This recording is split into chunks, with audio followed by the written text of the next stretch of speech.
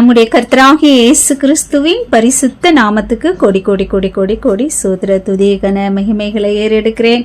யாராலும் கொடுக்க முடியாத சமாதானத்தையும் அவர் கொடுத்த சமாதானத்தை யாராலும் எடுக்க முடியாது. அந்த சமாதானத்தின் தேவன் உங்களோட கூட இருக்கிறபடியால் நீங்கள் எப்பவும் கர்த்தருக்குள் சந்தோஷமாக இருங்க. அதுதான் நம்முடைய பலனாக இருக்கிறது. அல்லேலூயா, ஆமென்.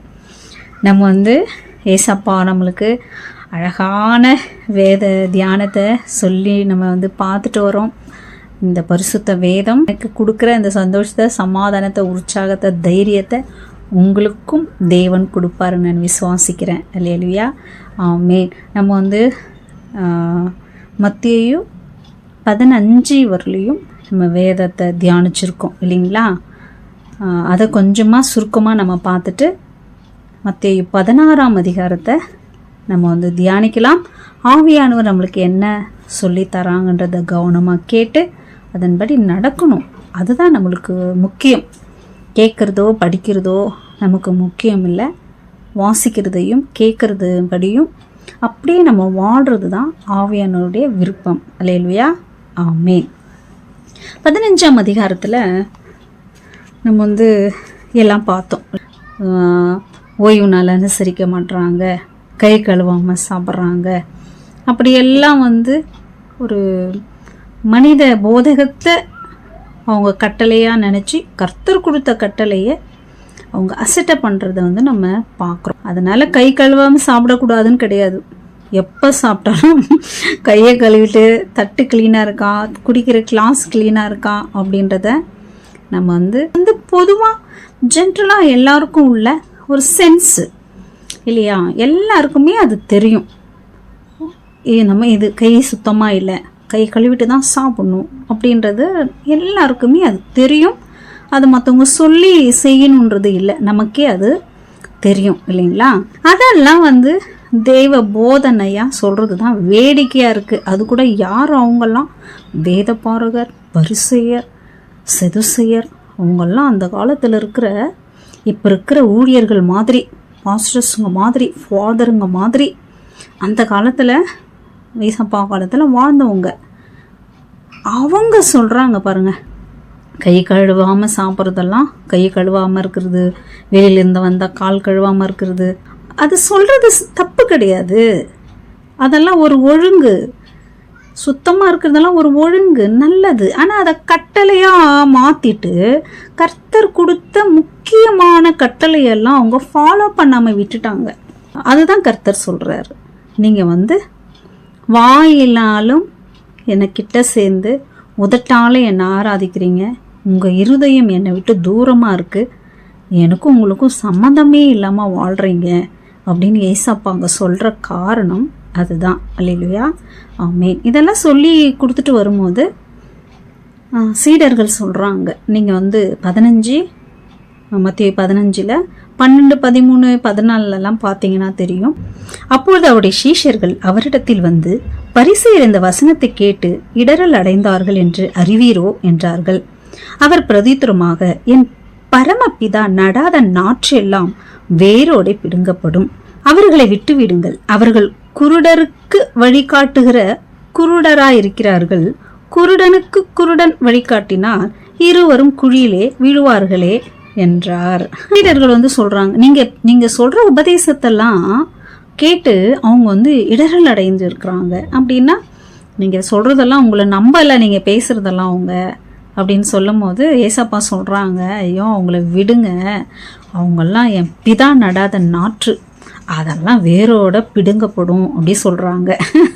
நம்ம அந்த களைகள் பயிர் போடும் போது சொல்கிறாருல ஏசப்பா, பயிரோட களையும் இருக்கும் போது ரெண்டையும் ஒன்றா விட்டுடுங்க, கடைசியில் என்ன பண்ணலாம், களையெல்லாம் தூக்கி அக்னி சூளையிலும் கோதுமையெல்லாம் பரலோகத்தில் களஞ்சியத்தில் சேர்க்கலாம் அப்படி சொல்கிறாரு இல்லையா? அந்த கேட்டகரியில் வர்றவங்க இவங்க. மாத்திரம் இல்லாமல் குருடருக்கு வழிகாட்டுற குருடர்கள் அவங்க. அப்படின்னா என்ன சொல்ல வர்றாரு அப்படின்னா, குடிகாரங்களோட தான் சேருவான் இல்லைங்களா? பாவியோட தான் சேருவான். பரியாசக்காரனோட தான் சேருவான். சீரியல் பார்க்குறவங்களோட சேருவாங்க. ஜெபிக்கிறவங்களோட சேருவாங்க இல்லைங்களா? பரிசுத்தவான்களோட சேருவாங்க. அத மாதிரி எவன் குருடனோ அவன் இந்த குருடனை ஃபாலோ பண்ணட்டும், நீங்கள் அவங்கள விட்டுடுங்க. அவங்க 2 பேருமே குருடராக இருக்கிறதுனால முன்னாடி இருக்கிற குழி கூட தெரியாமல் கீழே உள்ள போகிறாங்க. அவங்கள விட்டுடுங்க. என் பிதா நடாத நாத்தெல்லாம் பிடுங்கப்படும். அதுக்கப்புறம் விசுவாசத்தை குறித்து பார்த்தோம். கானானிய ஸ்திரியோட விசுவாசத்தை குறித்து பார்த்தோம் நம்ம இல்லைங்களா? ஆமாம், நீங்கள் யார் பாரு, அந்நியர் தான் தேடி ஏசாப்பாவை விசுவாசித்து அவர் தெய்வகுமாரன் மெஸ்ஸியான்றத அந்நியர்கள் புறஜாதிகள் தான் விசுவாசித்து ஏசாப்பா கிட்ட அதிகமாக நன்மைகளையும் அற்புதங்களையும் பெற்றுக்கிறாங்க இல்லைங்களா? மகள் பிசாசினால் கொடிய வேதனைப்படுகிறாள் அப்படின்னு சொல்லும் போது அந்த கானானிய ஸ்திரி ஏசாப்பா மேலே வச்சிருக்கிற அந்த விசுவாசமும் அவளுக்கு கிடைச்ச வெளிப்பாடெல்லாம் பார்த்தா ஆச்சரியமாக இருக்கும் இல்லைங்களா? ஆமாம் ஆண்டவரே, நான் குழந்தைக்கு போடுற அப்பத்தை யாரும் நாய்க்கு போட மாட்டாங்க. கரெக்டு தானே சொல்கிறது? நம்ம போய் பிள்ளைகளுக்குன்னு எடுத்து வச்சுருக்கிறத நாய்க்கு எடுத்து போய் போடுவோமா? போட மாட்டோம் இல்லை? அதை தான் அவங்க ஆமாம் ஆண்டவரே, குழந்தை இதை எடுத்துகிட்டு போய் நாய்க்கு போட மாட்டாங்க. ஆனால் குழந்தை சாப்பிடும் போது சிந்தாமல் சாப்பிடாது, சிந்தும், அதை நாய்க்குட்டி சாப்பிடும் அப்படி சொல்கிறாங்க. அப்படின்னா என்னன்னா, அவங்க மட்டும் உங்கள் பிள்ளைகள் இல்லை, நாங்களும் உங்கள் பிள்ளைகள் தான். எங்களுக்காகவும் நீங்கள் இங்கே இரட்சகராக வந்திருக்கீங்கன்ற ஒரு வெளிப்பாடு அவங்களுக்கு தெரியுதுங்க. மகிமையான பரலோக வெளிப்பாடு அந்த அம்மாவுக்கு தெரியுது. ஏசப்பா ஆச்சரியப்படுறாரு. அவங்க விசுவாசத்தை குறித்து ஆச்சரியப்பட்டு சொல்கிறாரு. நீ விரும்புகிறபடி ஆகட்டும்னு சொல்கிறாரு. இங்கே பல பட்டணங்கள் தாண்டி இருக்கிற குழந்தை அங்கே விடுதலை ஆகுது. அதனால தான் வீட்டில் போய் பார்த்தா அந்த குழந்தை நிம்மதியாக தூங்கி நிற்கிறத பார்க்குறாங்க. பிசாசு விலகி போயிட்டு. ஹல்லேலூயா, ஆமென். அதுக்காக ஏசப்பா கூடி ஸ்தோத்திரம் சொல்கிறேன். நான் அந்த இடத்துல விசுவாசத்தை குறித்து நம்ம அந்த கானானியர் விசுவாசத்தை குறித்து கர்த்தர் மெச்சுக்கிறாரு. ஹல்லேலூயா, ஆமென். விசுவாசத்தில் நம்ம உறுதியாக இருந்தால் ஏசப்பா நம்மளை மெச்சுப்பாங்க. ஹல்லேலூயா, ஆமென். இப்போ நம்ம மத்தேயு 16ஆம் அதிகாரத்தில் ஆவியானவர் சொல்கிறத நம்ம கவனமாக கேட்டு அதன்படி நடக்க நம்மளை அர்ப்பணிப்போம். ஹல்லேலூயா, ஆமென். மத்தேயு 16ஆம் அதிகாரம். பரிசேயரும் சதுசேயரும் அவரை சோதிக்கும்படி அவரிடத்தில் வானத்திலிருந்து ஒரு அடையாளத்தை தங்களுக்கு காண்பிக்க வேண்டும் என்று கேட்டார்கள். அவர்களுக்கு அவர் பிரதியுத்தரமாக, அஸ்தமானமாகிற போது செவ்வானமிட்டிருக்கிறது, அதனாலே வெளிவாங்கும் என்று சொல்லுகிறீர்கள். உதயமாகிற போது செவ்வானமும் மந்தாரமாயிருக்கிறது, அதனால் இன்றைக்கு காற்றும் மழையும் உண்டாகும் என்று சொல்லுகிறீர்கள். மாயக்கரரே, வானத்தின் தோற்றத்தை நிதானிக்க உங்களுக்கு தெரியுமே, காலங்களின் அடையாளங்களை நிதானிக்க உங்களால் கூடாதா? இந்த பொல்லாத விபச்சார சன்னதியார் அடையாளம் தேடுகிறார்கள். யோனாவின் தீர்க்கதரிசியின் அடையாளமே அன்றி வேறு அடையாளம் இவர்களுக்கு கொடுக்கப்படுவதில்லை என்று சொல்லி அவர்களை விட்டு புறப்பட்டு போனார் அப்படின்னு நம்ம இங்க பார்க்கிறோம். அதாவது இங்கே நம்ம இதே மாதிரி 12ஆம் அதிகாரத்துல நம்ம பார்க்குறோம் இல்லைங்களா? உங்களுக்கு அடையாளத்தை காமிங்க நீங்கன்னு சொல்லும் போது அங்கேயும் அப்படி தானே சொல்கிறாரு. இந்த யோனா தீர்க்கதரிசின் அடையாளம் அப்படி அங்கே நம்ம திரும்ப சொல்கிறாங்க இல்லைங்களா? அதே தான் இங்கேயும் சொல்கிறாரு ஏசப்பா. யோனா பற்றி நம்ம நிறைய படிச்சிருக்கோம். அதை நம்ம தெளிவாக பார்க்க போனால் யோனாவை நம்ம தெளிவாக பார்க்கலாம், ஒரு சப்ஜெக்டாகவே நம்ம பார்க்கலாம். அதனால் அதை பற்றி உங்களுக்கு தெரியும், எதனால் ஏசப்பா அப்படி சொன்னார் அப்படின்றது உங்களுக்கு அது தெரியும். அதுதான் அடையாளம் அப்படின்னு ஏசப்பா அங்கே சொல்கிறாங்க. அதுக்கப்புறம் நம்ம கீழே அப்படியே பார்த்தாக்கா 5 பாருங்க. அவருடைய சீஷர்கள் அக்கறை சேர்ந்த போது அப்பங்களை கொண்டு வர மறந்து போனார்கள். இயேசு அவர்களை நோக்கி, பரிசேயர் சதுசேயர் என்பவர்களின் புளித்த மாவை குறித்து எச்சரிக்கையாயிருங்கள் என்றார். நாம் அப்பங்களை கொண்டு வராதபடியால் இப்படி சொல்கிறார் என்று அவர்கள் தங்களுக்குள்ளே யோசனை பண்ணி கொண்டார்கள். இயேசு அதை அறிந்து, அற்ப விசுவாசிகளே, அப்பங்களை கொண்டு வராததை குறித்து நீங்கள் உங்களுக்குள்ளே யோசனை பண்ணுகிறது என்ன? இன்னும் நீங்கள் உணரவில்லையா? 5 அப்பங்களை 5000 பேருக்கு பகிர்ந்ததையும் மீதியானது எத்தனை கூடை நிறைய எடுத்தீர்கள் என்பதையும், 7 அப்பங்களை 4000 பேருக்கு பகிர்ந்ததையும் மீதியானது எத்தனை கூடை நிறைய எடுத்தீர்கள் என்பதையும் நீங்கள் நினைவு கூறாமல் இருக்கிறீர்களா? பரிசேயர் சதுசேயர் என்பவர்களின் புளித்த மாவுக்கு எச்சரிக்கையா இருக்க வேண்டும் என்று நான் சொன்னது அப்பத்தை குறித்து சொல்லவில்லை என்று நீங்கள் உணராமல் இருக்கிறது எப்படி என்றார். ஏசப்பா சொல்றாங்க, பரிசேயர் சதுசேயருடைய புளித்த மாவை குறித்து எச்சரிக்கையா இருங்கள் அப்படி சொல்றாரு. இவங்க என்ன நினைக்கிறாங்க, ஐயோ நம்ம அப்பத்தை எடுத்துட்டு போல, அதனால சொல்றாரு அப்படின்னு நினைக்கிறாங்க. பாருங்க எவ்வளோ அற்பமான காரியம் இல்லைங்களா? அப்படி உடனே ஏசப்பா என்ன பண்றாரு, கோபம் வருது. அப்பா எடுத்துன்னு வரலன்னு நினைக்கிறீங்களே, இப்பதான் 5000 பேருக்கு 2 மீனையும் 5 அப்பத்தையும் கொடுத்து எத்தனை கூட நிறைய எடுத்தீங்க?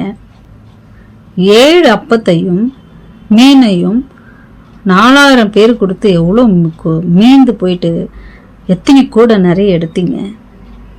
அதெல்லாம் உங்களுக்கு உணர்வே இல்லையா?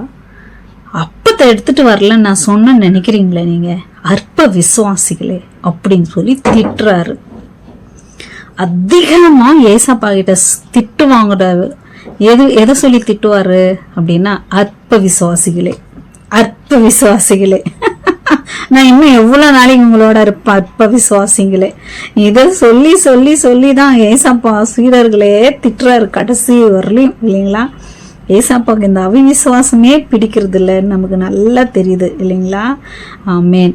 இன்னொன்று எனக்கு கூட ஆச்சரியமா இருந்தது, என்ன கண் முன்னாடி இவ்வளோ மகிமையான அற்புதத்தை ஏசப்பா செஞ்சு கூட அவங்க உணர்வே இல்லாமல் இருக்கிறாங்களே. இப்படி கேட்குறேன். படிக்கும் போது எனக்கே ஒரு மாதிரி கோபமாக வந்துச்சு.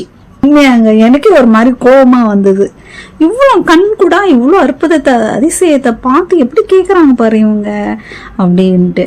அதே கர்த்தர் பாருங்க அப்படியே சொல்கிறாரு, அவங்கள விட நம்மெல்லாம் பாக்கியவான்கள் இல்லையா? ஏசப்பா சொல்வார் இல்லை தோமா கிட்ட, கண்டு விசுவாசிக்கிறவங்களை விட காணாமல் விசுவாசிக்கிறவர்கள் பாக்கியவான்கள் அப்படின்ட்டு. நம்மெல்லாம் அவங்க 12 சீடர்களோட நம்மெல்லாம் பரலோகத்தில் அவங்கள விட பாக்கியவான்களா இருப்போம். உங்களுக்கு தெரியுமா?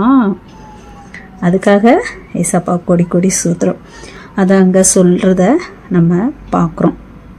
அப்படின்னா புளித்த மாவை குறித்து எச்சரிக்கையா இருங்க. பரிசேயர் சதுசேயர் புளித்த மாவுக்கு எச்சரிக்கையா இருங்க அப்படின்னா அவங்க உபதேசத்துக்கு எச்சரிக்கையா இருங்கன்னு சொல்றாரு இல்லைங்களா? அதான் அவங்க தேவ கட்டளையெல்லாம் உபதேசமா அவங்க ஃபாலோ பண்ணாம மனிதர்கள் உபதேசங்கள், ஓய்வு நல்ல சாப்பிட்றது, கை கழுவாம சாப்பிட்றது, கடைக்கு போய் கால் கழுவாமக்கிறது, இதெல்லாம் அவங்க ஃபாலோ பண்ணிட்டு தேவன் கொடுத்த முக்கியமான தேவ அன்பு, மனதுருக்கம், இரக்கம், நன்மை செய்யறது, கர்த்தருக்கு பிரியமா இருக்கிறது, பரிசுத்தமா வாழ்றது, ஒருத்தர் அன்பு செய்யறது, மன்னிக்கிறது, இந்த மாதிரி கட்டளைகள் எல்லாத்தையுமே விட்டுட்டாங்க அவங்க. அதனால ஏசப்பா சொல்றாரு அவங்க உபதேசத்துக்கு நீங்க எச்சரிக்கையா இருங்க. அதான் புளித்த மாவு குறித்து எச்சரிக்கையா இருங்க அப்படின்னு சொல்றாரு. இங்கே புளித்த மாவு 2க்குமே ஏசப்பா சொல்றாரு. பரலோக ராஜ்யத்துக்கு பாசிட்டிவாவும் சொல்றாரு இந்த புளித்த மாவு, நெகட்டிவாவும் சொல்றாரு உபதேசத்துக்கு இல்லையா? நம்ம 2 விதமாவே பார்த்தோம் போன பாட்டுல இல்லைங்களா? மாவு புளிக்கணும், 3 படி மாவு புளிக்கணும், இட்லி தோசை சுடுற மாதிரி புளிக்கணும், அதிகமா புளிக்க கூடாது, இட்லி தோசை சுடாத மாதிரி கெட்டு போற மாதிரி புளிக்க கூடாது. நம்ம எந்த அளவுக்கு ஜாக்கிரதையா இருக்கணும் பாருங்க. அல்லேலூயா, ஆமே. அங்க அது மாதிரி சொல்லிட்டு ஏசப்பா கேக்குறாங்க 13 பின்பு இயேசு பிலிப்பு செசரியாவின் திசைகளிலே வந்தபோது தம்முடைய சீஷரை நோக்கி, மனுஷகுமாரனாகிய என்னை ஜனங்கள் யார் என்று சொல்கிறார்கள் என்று கேட்கிறாரு. அதுக்கு சொல்றாங்க, உங்களை ஒருத்தர் எலியான்றாங்க, யோவான்ஸ்தானன்னு சொல்றாங்க, எரியமியான்னு சொல்றாங்க, அப்படியெல்லாம் சொல்லுவாங்க. அப்ப நீங்க என்ன யாருன்னு சொல்றீங்கன்னு சொல்லும் போது பேதுரு சொல்லுவாங்க, நீங்க தேவனுடைய குமாரனாகிய கிறிஸ்து, அப்படின்னா மெசியா, தேவன் மனிதனாய் வந்த தேவன் அப்படி சொல்றாரு இல்லையா. ஏசப்பாக்கு ரொம்ப சந்தோஷமாகுது இல்லையா. மாம்சமும் இரத்தமும் இதை நம்மளுக்கு வெளிப்படுத்த முடியாது. பிதா யார் ஒருத்தனை இழுத்து கொள்கிறாரோ அவருக்கு தான் குமாரன் தேவன் தெரியும் நம்ம பார்த்தோம் அப்படின்னு நம்ம யோவான் 8ஆம் அதிகாரத்துல பார்த்துருக்கோம் இல்லைங்களா. அதே மாதிரி ஏசப்பாங்க சொல்றாரு, இது மாம்சமும் ரத்தமும் உங்களுக்கு சொல்லலை, என்னுடைய பிதா தான் உனக்கு என்ன பண்ணியிருக்காரு, வெளிப்படுத்தினாரு அப்படின்ட்டு அந்த பேதுருக்கிட்ட ஏசப்பா சொல்றாங்க இல்லைங்களா. இதனுடைய கல் மேல சபையை கட்டுகிறேன் அப்படின்னா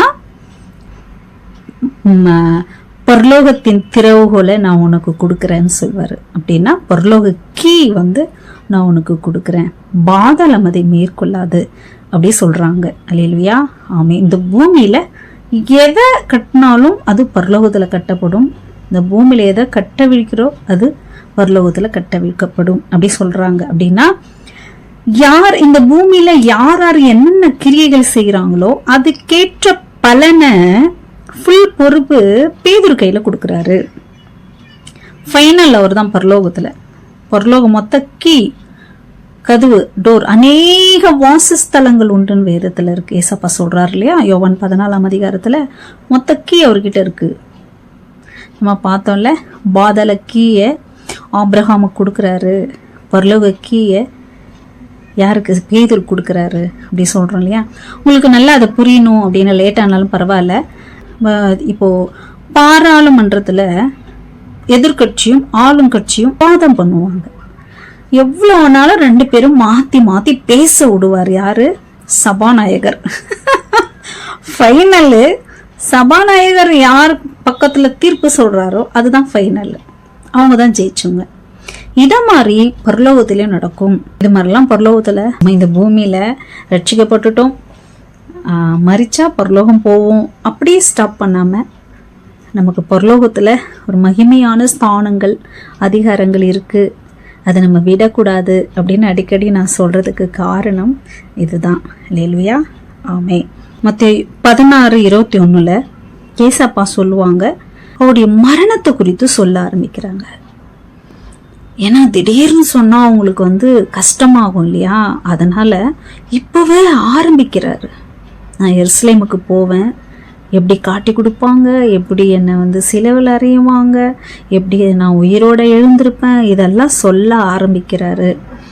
இப்போ பேதுரு என்ன பண்றாங்க, கூட்டின்னு போய் நீங்க இப்படியெல்லாம் சொல்லக்கூடாது, என்ன இப்படியெல்லாம் பேசுறீங்க நீங்க அப்படின்னு தனியா சொல்லி கூப்பிடுறாரு. இப்பதான் சபையை மேல கட்ட போறேன், பரலோகக்கி எல்லாம் கொடுத்து பாதாளம் மேற்கொள்ளாது அப்படின்லாம் சொன்னாரு பேதுரு கிட்ட. உடனே பேதுரு பார்த்து ஏசப்பாரு, அப்பாலே போ சாத்தானே, நீ தேவனுக்குரிய காரியத்தை சிந்திக்காம என்ன பண்ற பாருங்க. 23 பாருங்க. அவரோ திரும்பி பேதுருவை பார்த்து, எனக்கு பின்னாலே போ சாத்தானே, நீ எனக்கு இடரலா இருக்கிறாய், தேவனுக்கு ஏற்றவைகளை சிந்தியாமல் மனுஷருக்கு ஏற்றவைகளை சிந்திக்கிறாய் அப்படி சொல்றாங்க. அல்லேலூயா.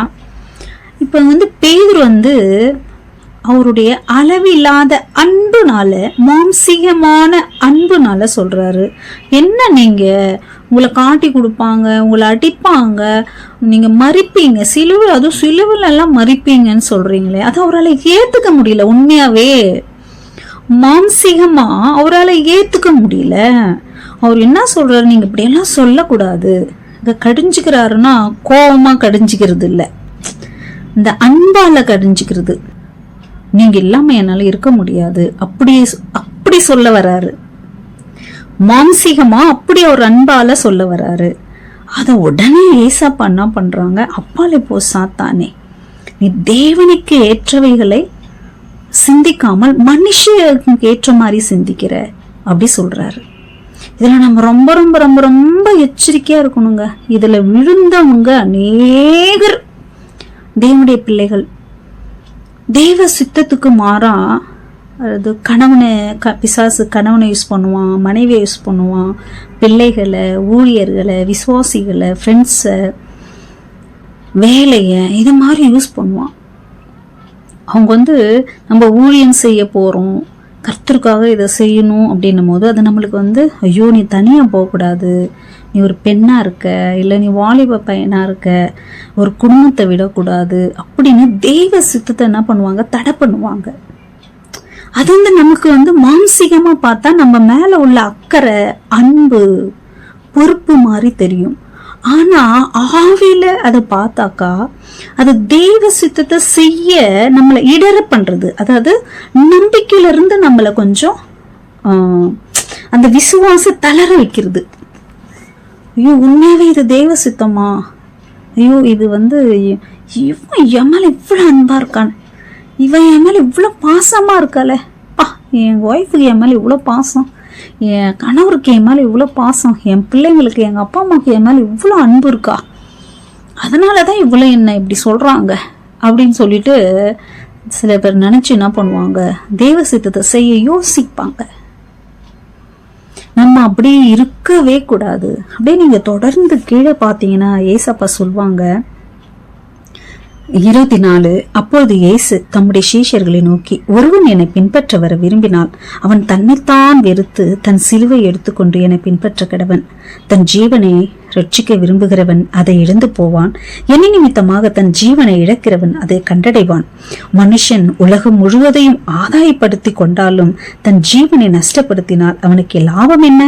மனுஷன் தன் ஜீவனுக்கு ஈடாக எண்ணத்தை கொடுப்பான். மனுஷகுமாரன் தம்முடைய பிதாவின் மகிமை புரிந்தனவராய் தம்முடைய தூதரோடு கூட வருவார். அப்பொழுது அவன் கிரியைக்கு தக்கதாக அவனுக்கு பதிலளிப்பார். இங்கே நிற்கிறவர்களில் சிலர் மனுஷகுமாரன் தம்முடைய ராஜ்யத்தில் வருவதை காணும் முன் மரணத்தை ருசிப்பதில்லை என்று மெய்யாகவே உங்களுக்கு சொல்கிறேன் என்றார். அல்லேலூயா, ஆமென். இதுதான் நம்ம இங்க ரொம்ப ரொம்ப ரொம்ப முக்கியமா பார்க்கணும்.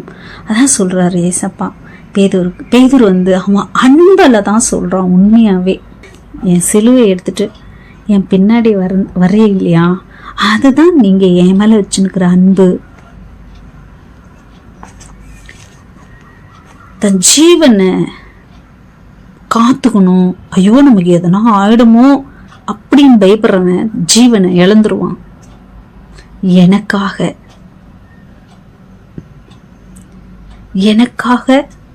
உங்க ஜீவனை கொடுக்க நீங்க முன் வந்தீங்கன்னா அந்த ஜீவனை திரும்ப உங்களுக்கு கொடுக்கப்படும். இந்த உலகம் முழுவதும் ஒருத்தன் தனக்கு சொந்தமா ஆக்கிட்டாலும், இந்த உலகத்துக்கே அவன் ராஜா, இந்த உலக ஐஸ்வர்யத்துக்கே அவன் தான் உலக கோட்டீஸ்வரலாம் ஆள் அவன் தான் அப்படின்னாலும், இந்த ஆத்துமாவை அவன் இழந்துட்டாக்கா அப்படின்னா, இந்த ஆத்துமாவுக்கு இயேசுதான் தெய்வம் தெரியாம போச்சுன்னா அது எல்லாம் வீண் அப்படி சொல்றாரு. அல்லேலூயா, ஆமென். நான் வரும்போது தேவதூதர்களோட நான் இங்க ராஜ்யத்துல இங்க வரும்போது நிற்கிறவர்கள் சிலர் மனுஷகுமாரன் தம்முடைய ராஜ்யத்தில் வருவதை காணும் முன் மரணத்தை ருசி பார்ப்பதில்லை என்று மெய்யாகவே உங்களுக்கு சொல்கிறேன் என்றார். அது மெய்யாகவே சொல்றேன்னு சொல்றாரு. அது நிச்சயமா நடக்கும். அங்க நிக்கிறவங்கள சிலர் தெய்வம் வர்றத பார்ப்பாங்க, அது வரலையும் மரணத்தை அவங்க ருசிப்பதில்லை, மறிப்பதில்லை அப்படின்னு மெய்யாகவே சொல்றேன் அப்படி சொல்றாங்க. அல்லேலூயா. ஏசப்பா மெய்யாவே சொன்னாக்கா அது நிஜமா இல்லையா? நிஜம்தானே அது இல்லையா? இது மிகப்பெரிய ஒரு ஆழமான சத்தியம். பேதுரு கேட்பாருல்ல, பேதுரு எப்படி மறிப்பாரு அப்படின்றத ஏசப்பா சொல்லுவாங்க இல்லையா? பேதுரு கேட்பாரு, இவன் எப்படி மறிப்பான் அப்படின்னு கேட்குவாருல்ல. அப்போ ஏசப்பா சொல்லுவாங்க, நான் வரலையும் அவன் மறிக்காம இருந்தா உனக்கு என்ன, நீ என்ன பின்பற்றி வா அப்படின்னு சொல்லுவாங்க இல்லையா? அப்பவே அது அப்ப யோவான் மறிக்கவே மாட்டாரு அப்படின்னு சொல்லுவாங்க. ஆனா அது நம்ம வேதத்துல பார்த்தாக்கா எல்லாருமே மறிக்கிறாங்க. யோவானை ரொம்ப கொடுமையாக ஒரு மரிக்க என்ன பண்ணுறாங்க, தீயில போடுறாங்க, கொதிக்கிற எண்ணெயில் போடுறாங்க, இன்னும் நிறைய செஞ்சாங்களாங்க. கொடுமையாக மறிக்கிறதுக்கெல்லாம் நிறைய செஞ்சுருக்காங்க. ஆனால் எந்த ஒன்றுமே அவரை வந்து சாகடிக்க முடியலையாமா. சாகடிக்க முடியலன்றதை விட எந்த ஒரு அதனால வலியோ தீமையோ அவருக்கு வரவே இல்லையாம். அதனாலதான் அவரை தூக்கின்னு போயிட்டு என்ன பண்ணிருக்காங்க, சாகர வரலையும் அங்கேயே இருக்கட்டும் பத்மத்தீவுல போட்டிருக்காங்க. அவர் போடும் போதெல்லாம் 90 வயசு மேலன்னு சொல்றாங்க. அப்போ ஏசப்பா வந்து இந்த நம்ம வாழ்ற காலம் வரலையும் வந்து யோவான் வந்து பாக்குறாரு, இப்ப பார்த்துட்டு இருக்காரு. உங்களுக்கு தெரியுமா அது? யோவான் இப்ப இங்க இப்ப யுத்தம் நடந்துக்குதுல இஸ்ரவேலர்களுக்கு, அத நம்ம வந்து வெளிப்படத்துல அதை டீட்டெயிலா பார்க்கலாம். இப்ப யோவான் பார்த்துட்டு இருக்கிறார். தெரியுமா உங்களுக்கு? நான் சொல்ல, வேதம் சொல்லுது. ஒரு பெரிய ஸ்கேல் எடுத்துட்டு வந்து கிழக்கு மேற்கு வடக்கு தெற்கு என்ன பண்ணு அளந்து பரிசுத்த ஸ்தலத்தை அலர்ந்துட்டு மிச்சத்தை விட்டுடுன்னு சொல்வாரு. அது இப்பதான் நடக்குது. இப்போ யோவான் அதை செஞ்சுட்டு தான் இருக்காரு இல்லைங்களா? அதெல்லாம் மிகப்பெரிய ஆவிக்குரிய ரகசியங்கள். உங்க பெரிய ஊழிக்காரு, இவங்க சின்ன ஊழிக்காரு, இவங்க இப்பதான் ரட்சிக்கப்பட்டாங்கன்றதெல்லாம் தெய்வம் பார்க்கறதுல, தேவனை அறிகிற அறிவையும் தாகத்தையும் வாஞ்சையும் பார்த்து பல ரகசியங்களை, பரலோக ரகசியங்களை கர்த்தர் எல்லாத்தையுமே வெளிப்படுத்துவாரு. அல்லேலூயா. அதை சிலர் வேண்டாவாதம் பண்ணி அப்படியா இப்படியா சொல்லுவாங்க. அதை பத்தி நம்ம யூஸுக்கு, அதெல்லாம் நம்முடைய பலனுக்கு. ஆவியின் வரங்கள் அவனுடைய பிரயோஜனத்துக்கு கர்த்தர் கொடுக்கிறாரு. அது நம்முடைய தனிப்பட்ட, அது ஒரு ஆவிக்குரிய வளர்ச்சி. அது நிறைய ஆவியானவர். அதை நான் வந்து இனி வரும் நாட்கள்ல எனக்கு எதெல்லாம் கர்த்தர் வந்து பொருளாக வெளிப்பாடுகளை கொடுத்தாங்களோ, வேதத்தின் ஆழத்தெல்லாம் கண்டிப்பா நான் இனி ஒரு நாட்கள்ல அதை கண்டிப்பா உங்களுக்கு நான் ஷேர் பண்ணுவேன். நம்ம பிரயோஜனத்துக்காக, நம்ம பிரயோஜனத்துக்காக. இது வந்து ஒரு தாகம் தான். எந்த அளவுக்கு தாகம் இருக்கோ அந்த அளவுக்கு இலவசமா போய் ஏசப்பா கிட்ட ஜீவ தண்ணீரை வாங்கி குடிக்கலாம். அல்லேலூயா. இதெல்லாம் நம்ம தியானிக்கலாம் வரும் நாட்கள்ல. அத மாதிரி ஏசப்பா மகிமையாய் நான் பரலோக ராஜ்யத்துல வரும்போது என் தூதர்களோட உங்கள சிலர் அதை பார்க்க முன்ன மரணத்தை பார்ப்பது மாட்டீங்க அப்படின்னு இங்க சொல்றாங்க. அதுக்காக ஏசப்பாவுக்கு நான் கோடி கோடி சோத்திரம் சொல்றேன். அல்லேலூயா. அப்ப ஏசப்போட வருகை எவ்வளவு சத்தியமான உண்மை அப்படின்றது தெரியுதுங்களா? ஆமேன். கர்த்தராகிய இயேசுவே சீக்கிரம் வாங்க. ஆமேன். நம்ம ஏசப்பாவுக்கு ஆயத்தமா ஒரு வருகை பார்க்க ஆயத்தமா காத்திருப்போம். மற்றவங்களையும் நம்ம ஆயத்தப்படுத்துவோம். அல்லேலூயா. ஆமேன். நம்முடைய கர்த்தராகிய இயேசு கிறிஸ்துவின் கிருபை, தேவனுடைய அன்பு, பரிசுத்த ஆவியானவரின் ஐக்கியம், சந்தோஷம், சமாதானம் நம்மோட தேவ பிள்ளைகளோட ஏசப்பா வரவரையும் இருப்பதாக. ஆமென். பரலோக பாதை என் இயேசு, பரலோக பாதை என் இயேசு, பரலோக பாதை என் இயேசு, பரலோக பாதை என் இயேசு.